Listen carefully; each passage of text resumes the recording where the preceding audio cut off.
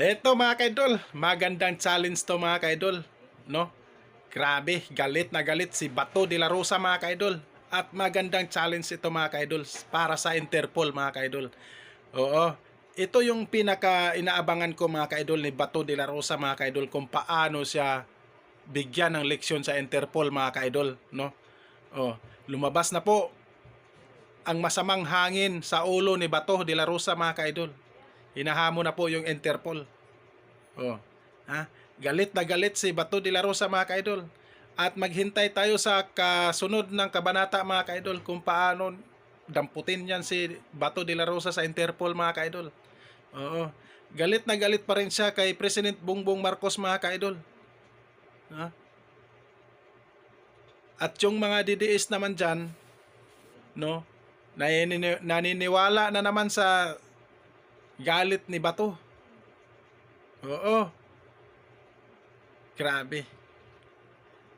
Grabe mga kaidol. Maganda to abangan mga kaidol sa kasunod na kabanata mga kaidol para kay Bato de la Rosa mga kaidol. Oh.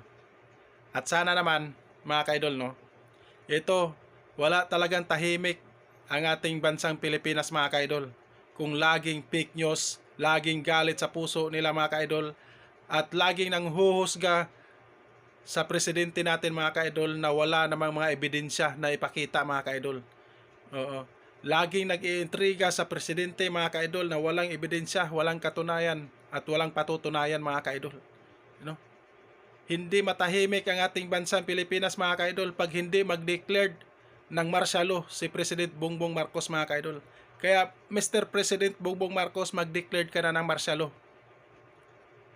Hanggat maaga pa, hanggat hindi pa nagkagulo-gulo ang ating bansa. Kaya Mr. President, panawagan namin sa inyo, mag-declare ka na ng martial law.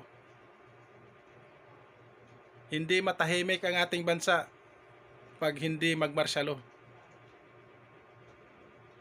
Oo. At ito na mga kaidol, no, abangan natin to si Bato de la Rosa mga kaidol at hinahamon yung Interpol mga kaidol. Walang Interpol sa kanya, ang sabi niya. Naging chief PNP siya. Pero nasaan ang batas mo, Bato de la Rosa? Huwag mong ipagmayabang yung chief PNP. Naging chief PNP ka, pero wala ka naman batas. Panoorin natin mga kaidol.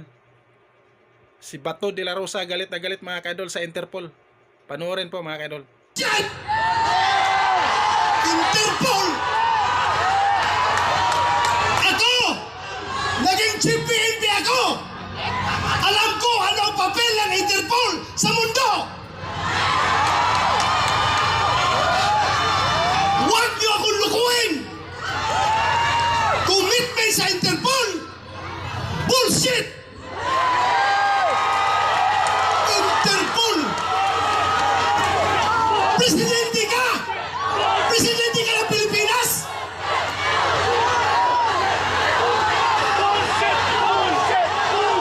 Presidente ka ng Pilipinas!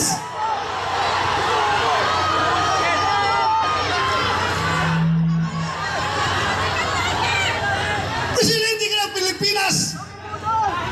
Magpaprison ka sa Interpol? Ha? Grabe mga kaidol.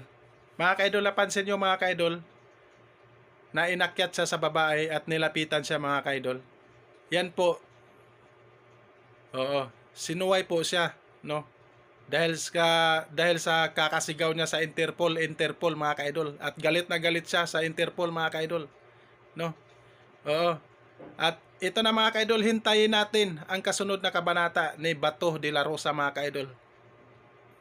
At sigurado hahabulin talaga siya sa Interpol mga kaidol sa sinasabi niya mga kaidol. At dito lang po at maraming salamat po. God bless po sa inyo mga kaidol. Ingat kayo palagi.